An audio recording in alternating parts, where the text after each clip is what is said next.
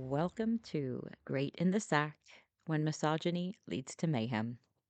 I'm your host, Nicole Davenport. They call it a security blanket.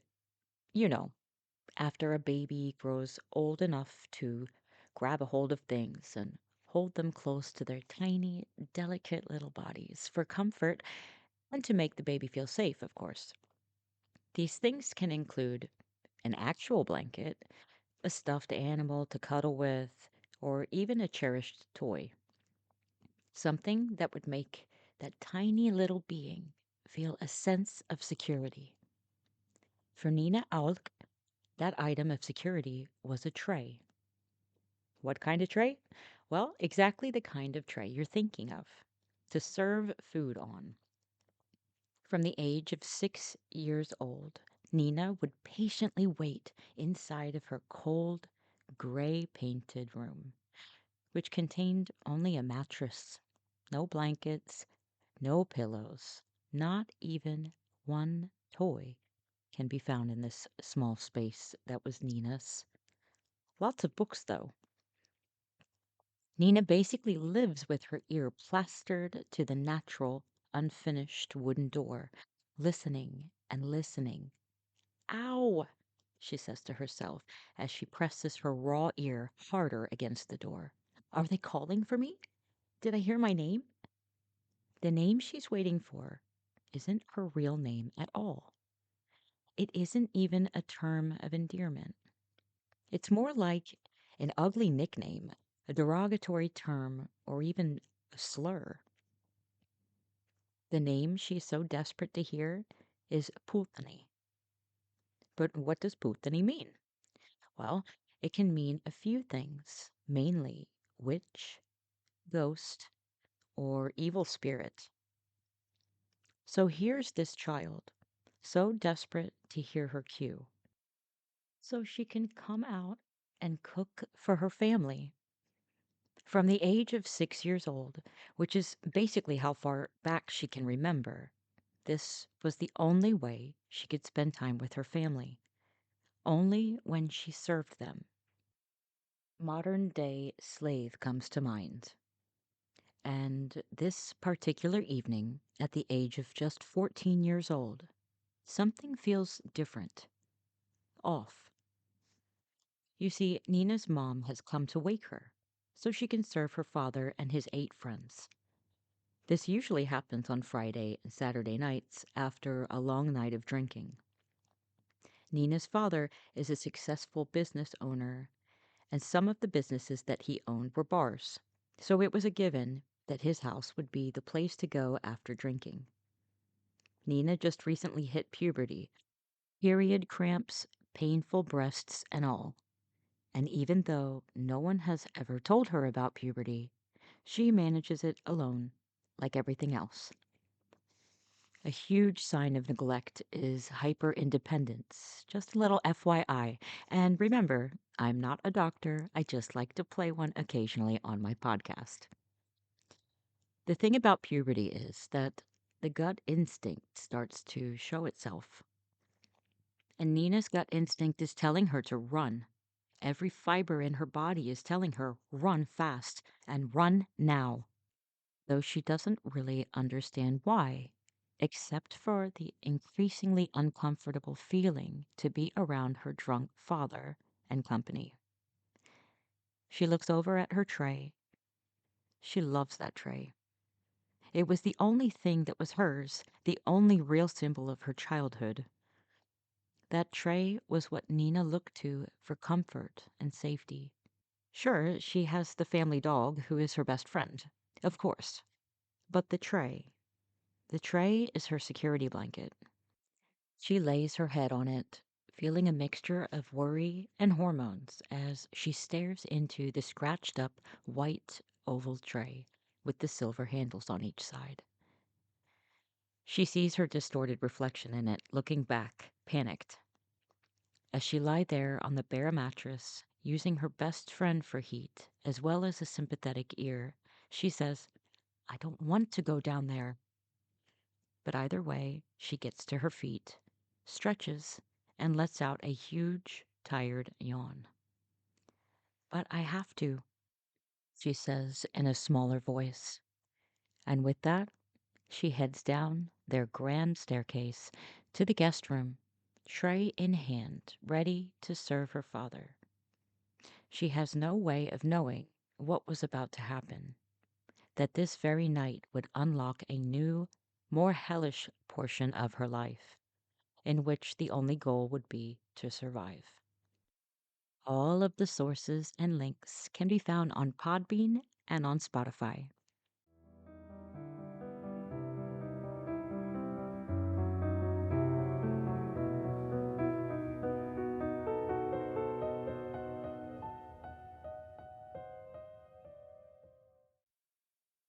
This podcast supports endhonorkillings.org.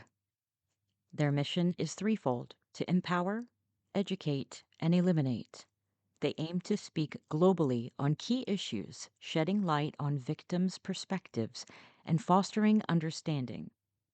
By breaking the silence, they offer support to victims, ensuring they never feel alone on their journey to freedom. Extreme content warning. This episode contains graphic descriptions of child sexual assault, which I will refer to as CSA, other crimes against children, forced marriage, trafficking, domestic violence, and honor killings, in which I will use the term murder, because the term honor killing implies that there's some sort of honor in this act, which tries to justify it. So it's important that we call it out for what it is, and it is murder. So, that being said, let's get in the sack. Punjab is a region in South Asia, which actually resides over two countries, India and Pakistan. Today, we will be speaking about the Indian Punjab, a place which holds the Golden Temple, a temple which is literally layered with gold. There are also really abstract buildings that easily remind a person of an M.C. Escher print. Punjab's history is consistent with a place of migration and the settlement of different types of people who held all different kinds of cultural belief systems and ideas. The largest belief system in the Punjab region in recent history is Sikhism, which was founded by Guru Nanak. During the end of the 15th century, Sikhism became this popular, progressive religion, or some might call it a philosophy, that advocated for gender equality, social justice, and rejection of caste discrimination. Even though Nanak himself was of the wealthy and prosperous Khatri caste, which were known first for warrior roles, then over time transitioned into traders, administrators, and scribes. From a young age, Nanak was known for his curiosity. He loved to ask questions about everything, which annoyed some, confused others, and caught the admiration of the rest. He would ask, "But why can only certain people come here to worship?" "Nanik," his mother Tripta would say to him, "that's just how it is. But everyone should be able to come together to worship."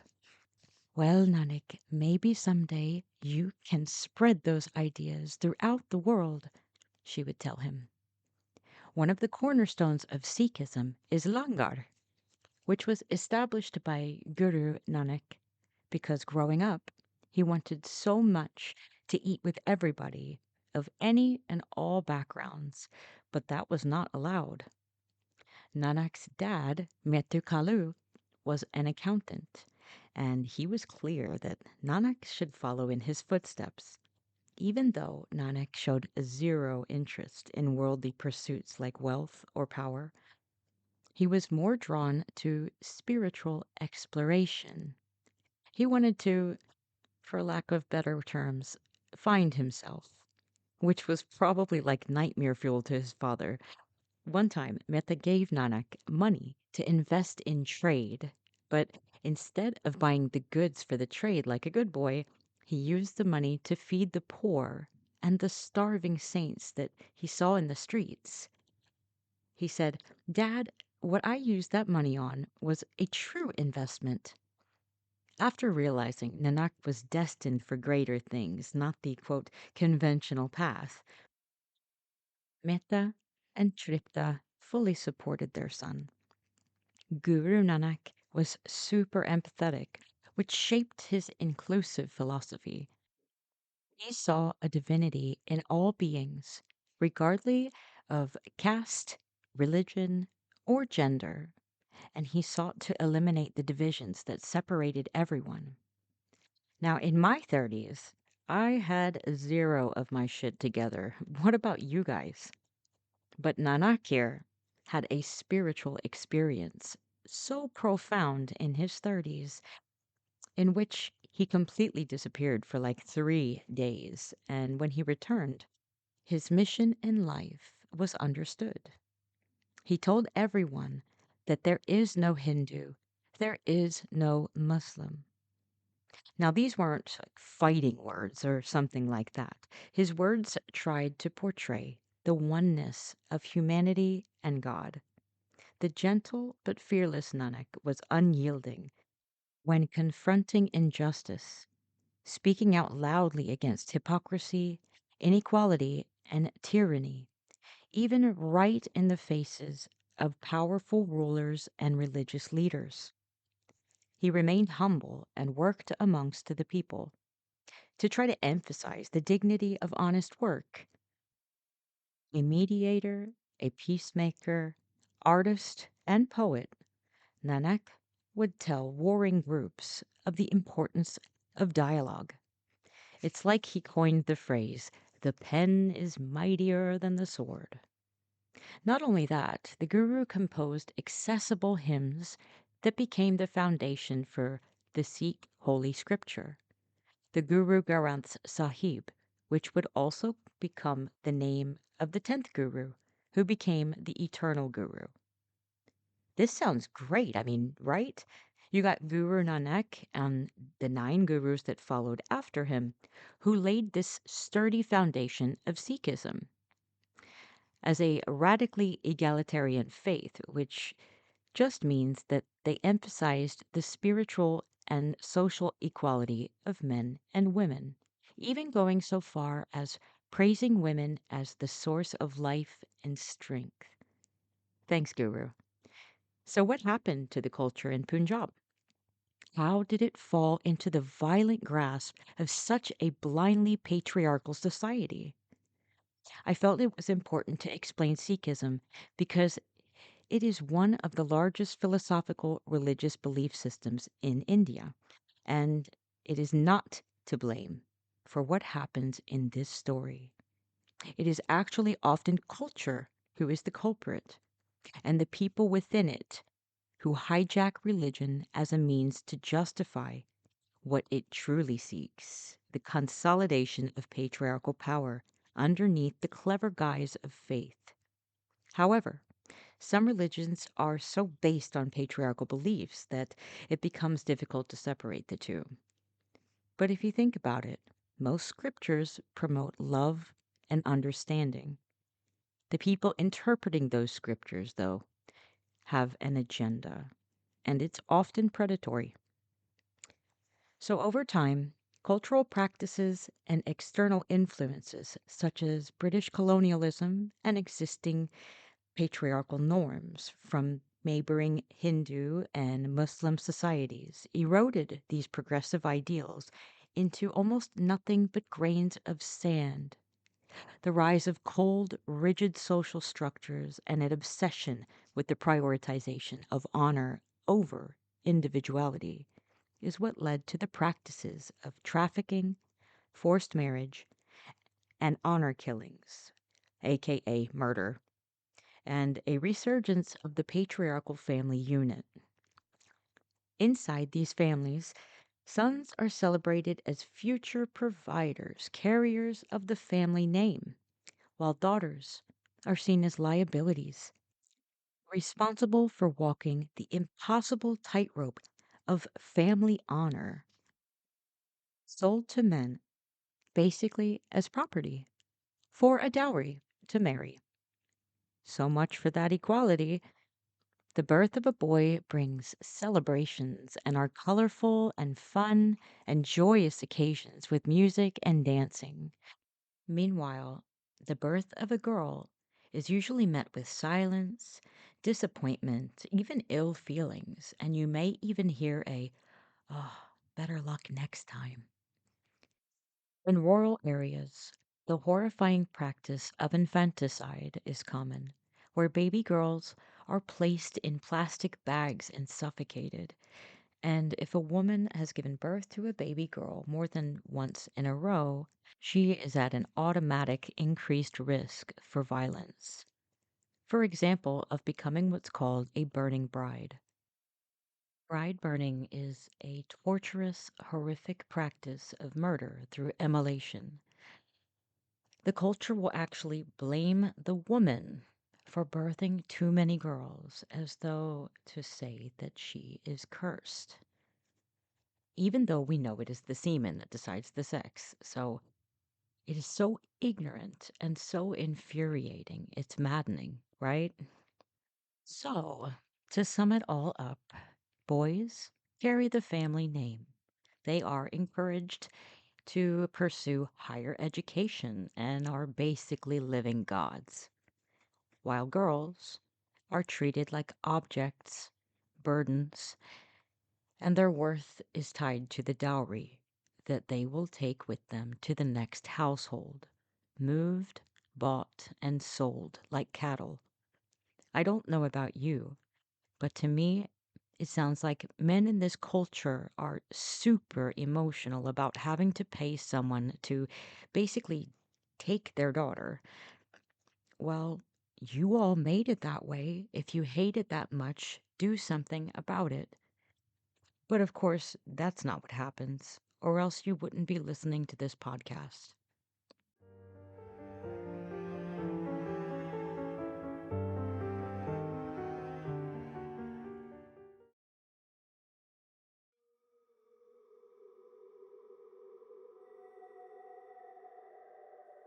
Are you familiar with the story of Rapunzel?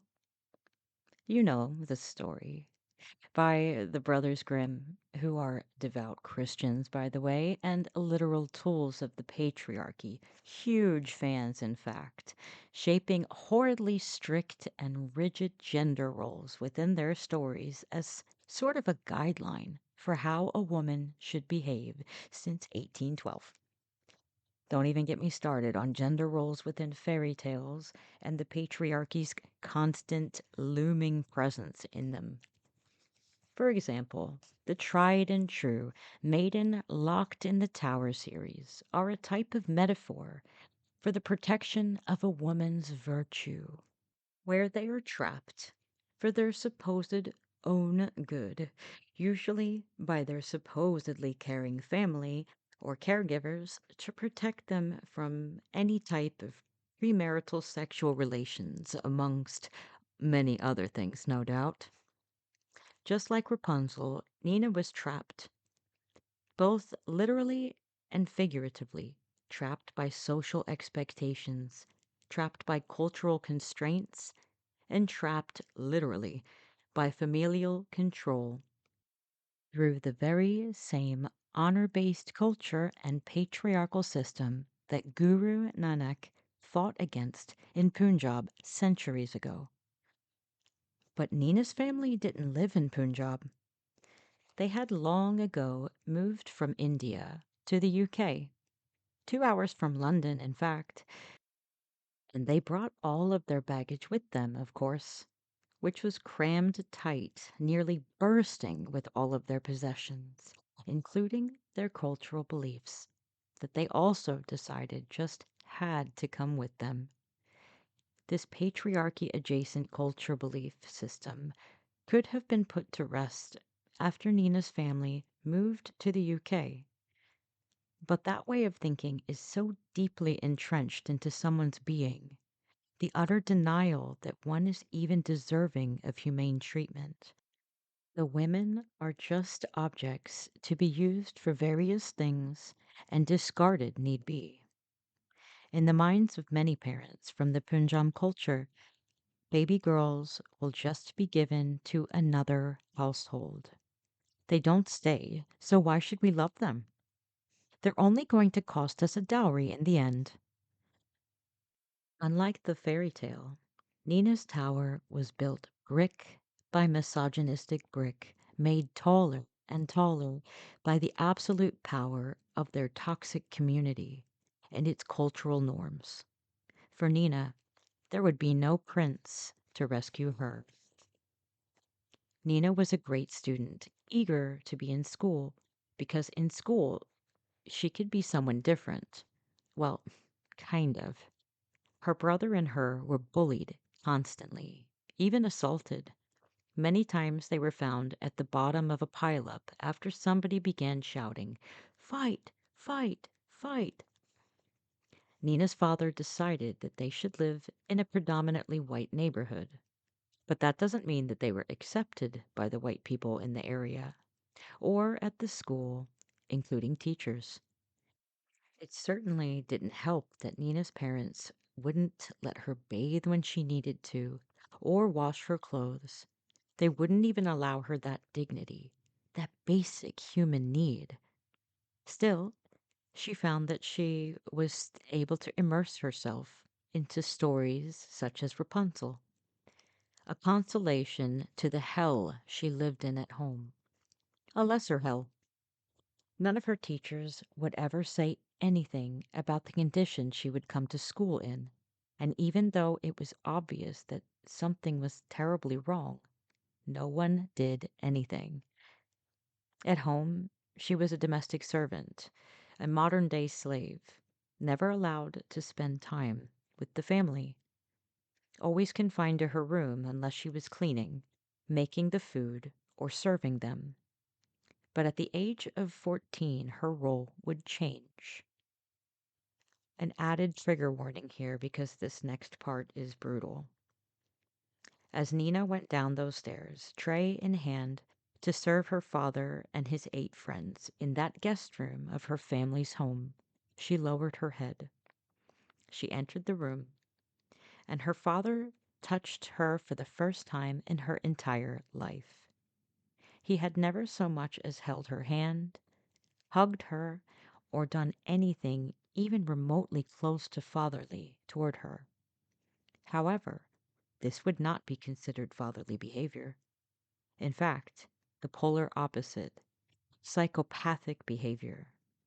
Her father grabbed her by the wrist, causing the tray to fall to the ground, making a huge crunch sound.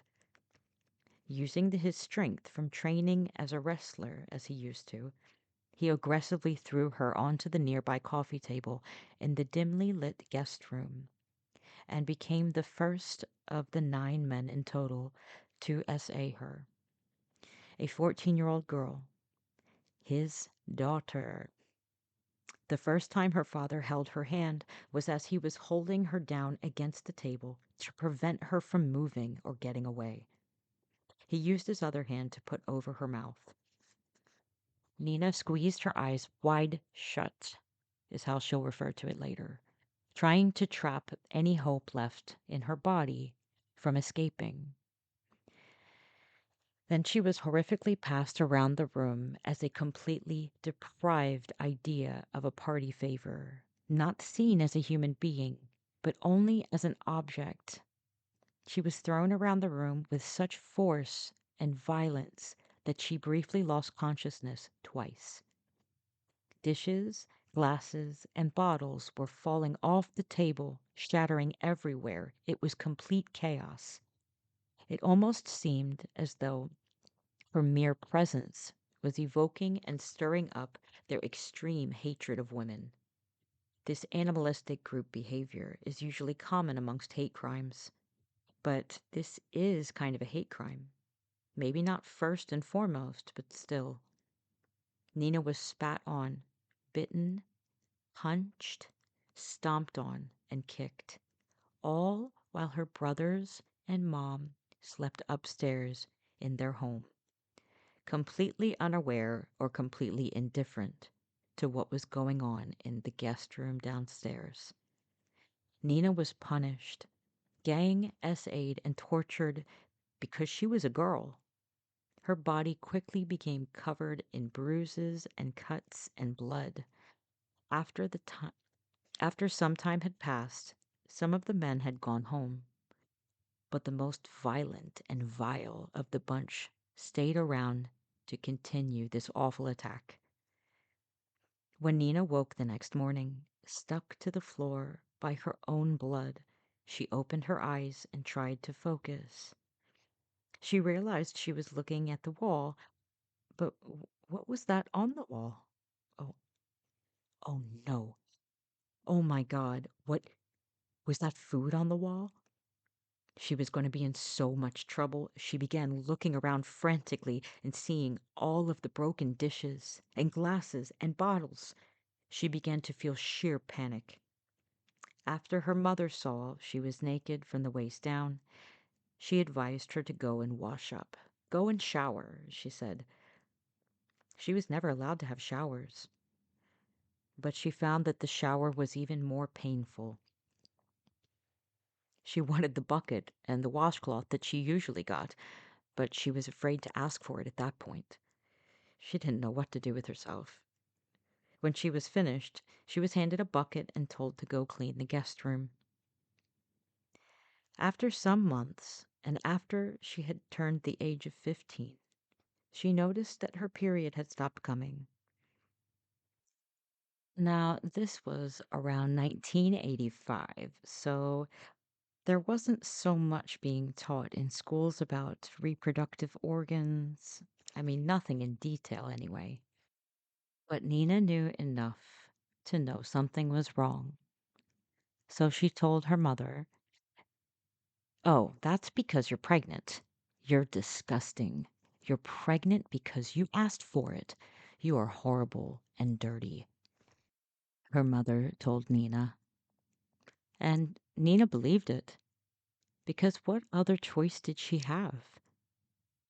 She was taken to a secluded doctor's office not too far from where they lived, on the countryside, away from the prying eyes of their own community. That's where they performed the abortion, and also the first time in her life that Nina would ever receive anything, a simple cup of tea with a biscuit on the side. Nina looked at the woman, wide-eyed, mouth agape. "Thank you," she stammered to the nurse. She watched the nurse closely. The nurse didn't look sick or like she had come into contact with some horrible evil monster. No, she looked just fine, which made Nina think, then how evil can I really be? It was the first time that Nina had ever doubted what everyone else was gaslighting her into believing, that she was nothing. Nina would never forget that act of kindness that woman showed her that day at the clinic. On the way home from this huge ordeal, Nina was forced to have to listen to her parents bickering in the car over how other people might see this abortion if they found out. The culture, the community. The way these things work within tight knit communities is that they use honor as a means to control. They all talk like children playing a game of telephone, but with deadly results. Can you imagine what it would be like to be so incredibly concerned about what your neighbor thinks about your kid's relationship to the point where you might brutally murder them over it? But it all comes down to honor and dowries. You've heard of Keeping Up with the Joneses?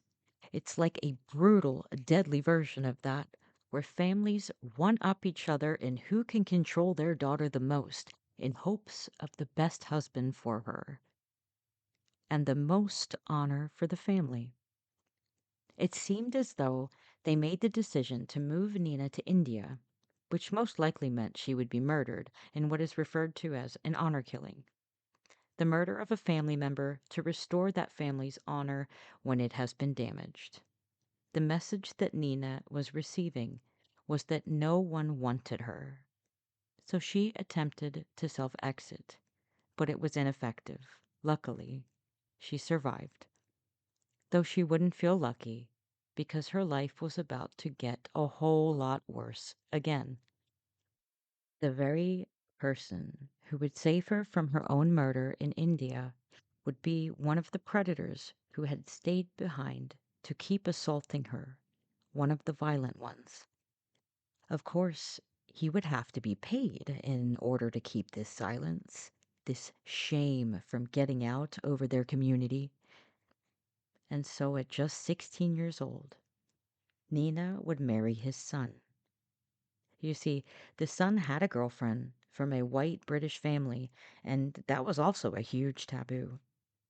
So this marriage would fix all those little cracks in the thin, brittle shells that were both of the family's so called honor. Her future husband didn't want anything to do with Nina, and Nina was left to be abused by her father in law constantly. This new home that she was living in was nothing like her family home. She was able to reflect that her family was relatively wealthy, even though she herself didn't get to live in that wealth. Her first experience in her new in law's home, she was stripped naked and ridiculed by her mother in law in a power play, no doubt, to dehumanize Nina and show off for her friends. She will be a great servant for us, her mother in law told everyone proudly. It's not untrue. It is what she had been doing her whole life, after all. Her mother in law would come to treat her even more cruelly, going so far as to forcing her to eat from the floor, if she got to eat at all. She blamed Nina because her own husband was essaying her, and she couldn't blame him, patriarchal head of the family. Thanks to the family's greed, they also pushed Nina to go out and get a job. Working would become her freedom to an extent. Like school, she could find a different Nina to become, a braver Nina. She became a real go getter at work, adopting the philosophy that if you want it, ask for it. One day at work, her coworker, Maya, saw her socks. "Oh my God, Nina, what's up with your ankles? Is that blood? What's going on with you?" she asked Nina. This coworker was from a similar Indian culture that participated in similar behaviors, and she was convincing Nina that it's okay now. It has calmed down a lot. Really, you should try to go home. Nina slowly began to open up to her colleagues and was heavily swayed by the positivity that she was receiving from her work friend. I mean, it had been 4 years after all. "I'm dating a Nigerian guy. His name's Ade, and my family doesn't really care. Seriously, it's not a big deal these days," her friend told her. She had met her boyfriend. He worked with them too. But to be honest, she kind of got a bad feeling about him. After listening to her friend talk for a while, Nina started to think maybe it would be okay. She should at least try to go home and see her family, right? Because surely no family would want their child to go through this, right? And just like that, she had romanticized traveling home until the fantasy of going home to see her family was born. Nina all but forgot about everything that led up to the point of the marriage because it sounded like such a beautiful thing to go home to your family. I mean, right?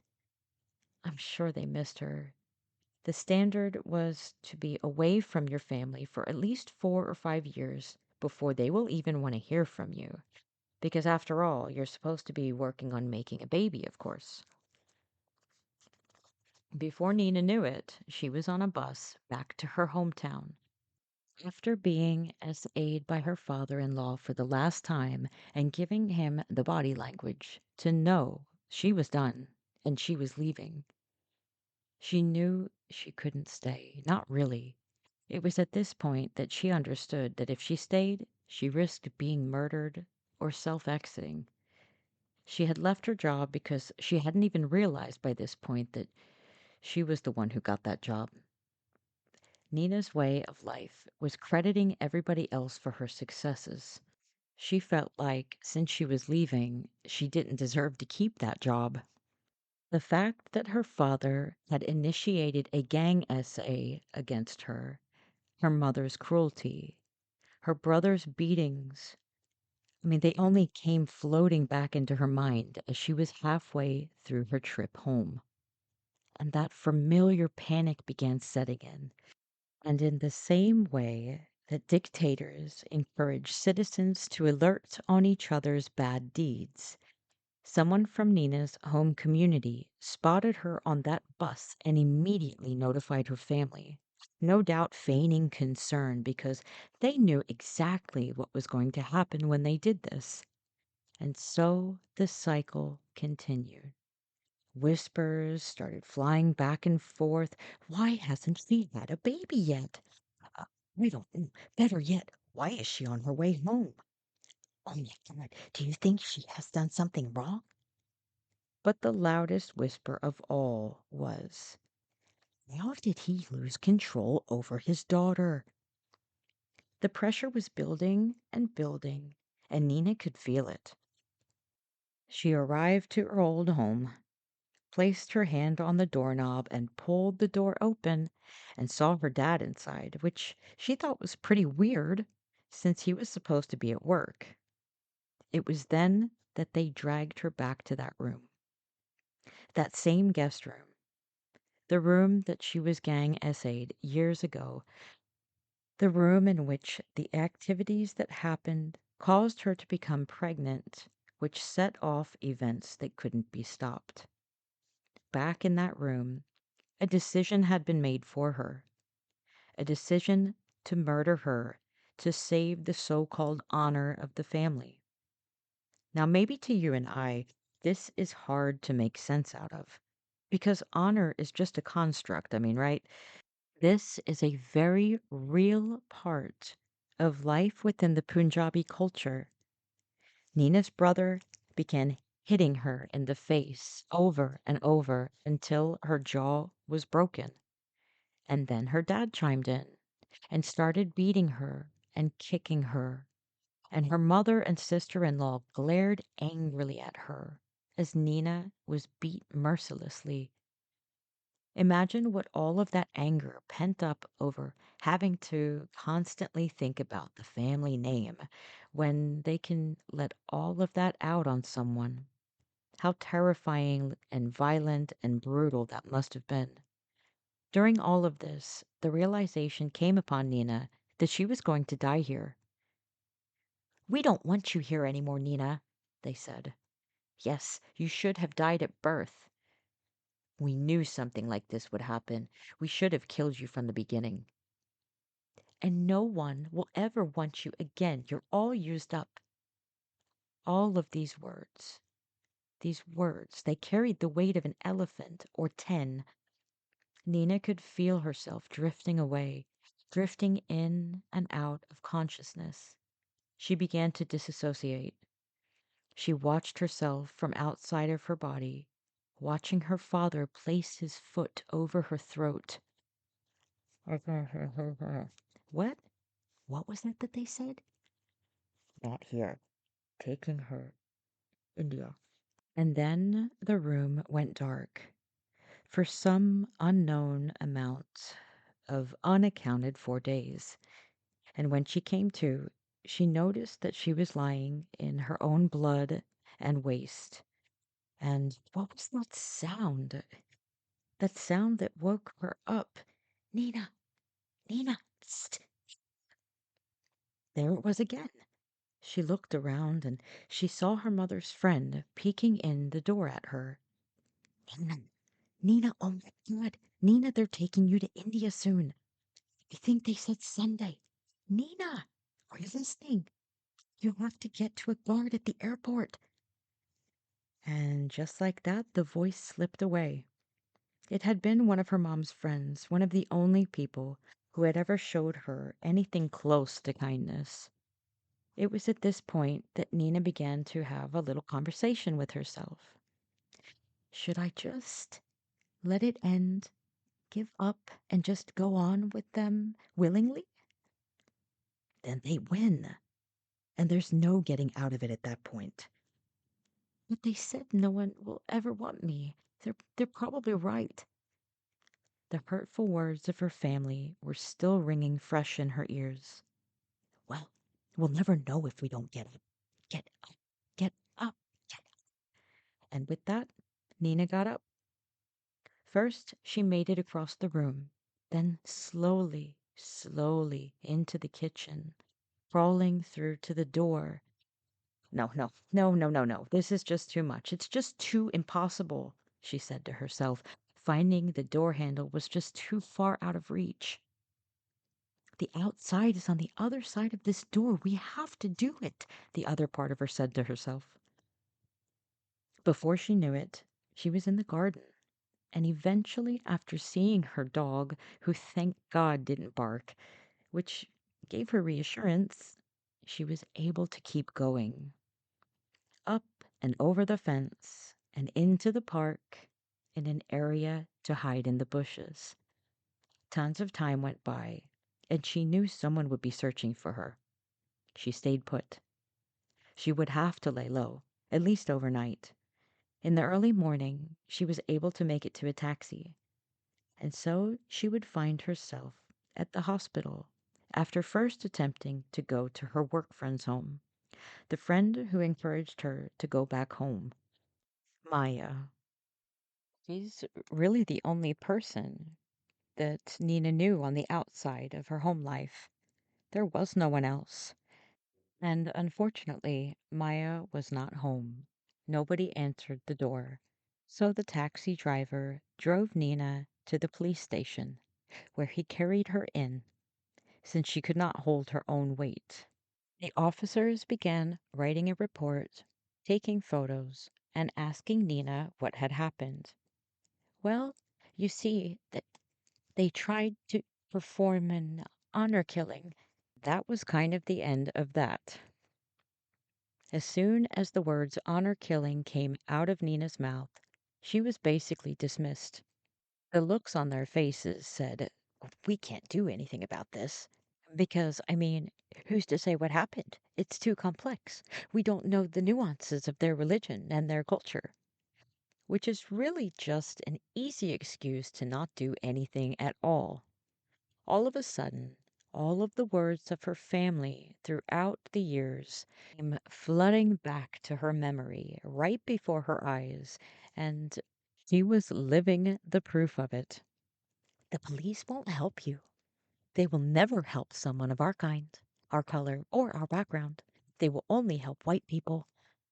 It was then that they took her to the hospital.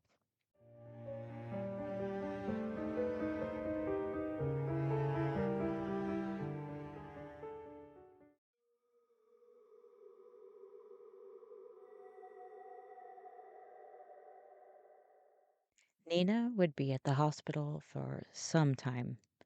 Trauma is a weird thing. It can take your memory and wash it. Not like a normal wash, though. You know, I am very guilty of this. When you have way too much clothing in the washing machine and you're almost out of washing detergent, the clothes, they get like a little clean. Maybe you could wear the socks out of that load or something, but the rest of the clothes usually have to be washed again because they were so poorly washed. That's kind of what trauma does to the memory of an event or a set of events. It puts huge holes in it, garbles it up, throws your sense of time. Hell, it even throws off your whole timeline. So it's hard to know exactly how long the hospital stay was. Over 2 months, under a year, somewhere in there. Nina did learn a few things while she was in the hospital. She learned how people behaved in the wild while lying in her hospital bed, listening and watching everything around her. She noticed what type of items or presents that people would bring with them into the hospital when visiting their loved ones. She was like a fly on the wall because it's not like anyone noticed her or acknowledged her. No one ever came to visit her in the hospital. It was obvious that something horrendous had happened to her just by the looks of her, but people just walked by, acted as though she wasn't there. That was easier, more digestible to people. One day, she saw a bright orange sticker on her chart that said something about the honor killing attempt. It now seemed obvious to Nina that the entire hospital took note of that little orange sticker because no one seemed to even want to look at her. She may as well have been invisible. When Nina had enough, she checked with the hospital about leaving. She was taken over to a shelter for women, but there were many who were going through their own trauma and or suffering from substance use disorder, which terrified Nina. She had grown up hearing about the women who went to, find themselves with drugs and alcohol. So being there at that women's shelter terrified her. She told the people who ran the shelter that she thought she would be better off if she stayed with a friend from work, to which they gave her a little bit of money and sent her on her way. Nina became excited. She couldn't wait to see her friend from work. Just a little while later, she was knocking on the door. Her friend's boyfriend, Ade, answered it. Hey, hey, hey! Oh my God, hey, what happened to you? You never came back to work. We were so worried about you. Oh, is Maya here? No, actually, we broke up, but what happened to you? Uh, I I managed to get away from everything and then I narrowly escaped. But, I was looking for somewhere to stay because Maya had invited me early. Oh, of course, you can stay here as long as you pay rent after you start working somewhere. There are a few rooms for rent in this apartment. Really? You'll help me? Of course. It was then that Ade gained a hero like status in Nina's eyes. He was helping her. All the while, she realized that her family was probably searching for her by now. They would not stop looking until they found her. And when they found her, they would finish her.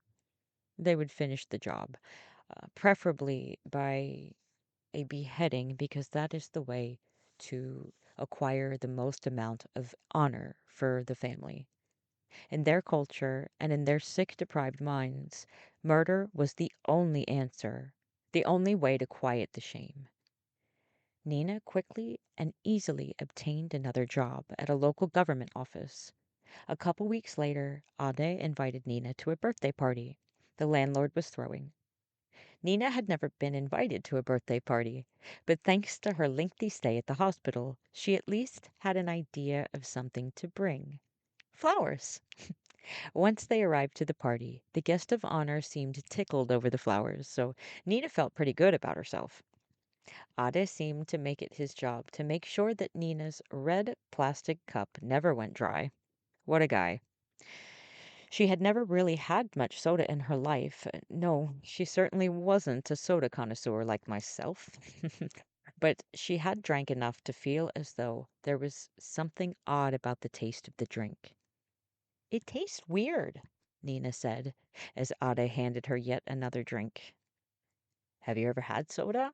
This is sweeter than Coke. It's Pepsi. Oh, okay. A few hours later, Nina told Ade that she wasn't feeling well. He told her he would take her home, which he did. The next thing Nina remembers, however, was waking up naked in her bed with no memory of coming back to their apartment. 2 missed periods later, she realized she was pregnant from the SA Ade had planned out by spiking her drink that night of the birthday party. I want you to get an abortion. This is the first time in my life anything has felt right. I must keep the baby. Nina was super guilty of romanticizing everything, her tray, the grand return to her family, this. But don't we all do that? Especially to get us through some of the most horrible times of our lives. Maybe it was selfishness. Maybe it was the loneliness. Maybe it was the thought of having to go back to that cold clinic on the countryside where she was forced to have the first abortion. She never really thought past the idea that there might be more than one of these clinics because she had so little life experience still. And so her daughter was born. And she celebrated that baby girl so much. She even threw a little party, inviting everyone she could, which were basically just the people she rented from. But there was even a beautiful cake.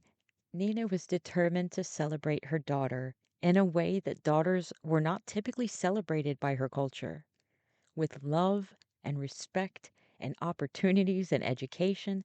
She wanted to give her daughter everything she wished her mom had given her. She wanted to break the cycle of abuse onto baby girls, which she was very well doing. But another cycle of abuse would continue, one that she was barely aware of, but that she somehow thought she could deal with. And she would end up staying with this partner for the next 23 years, enduring violent, worsening abuse. Just as she was getting used to motherhood, Nina's father had received information about her having a baby girl. This sent terror through her.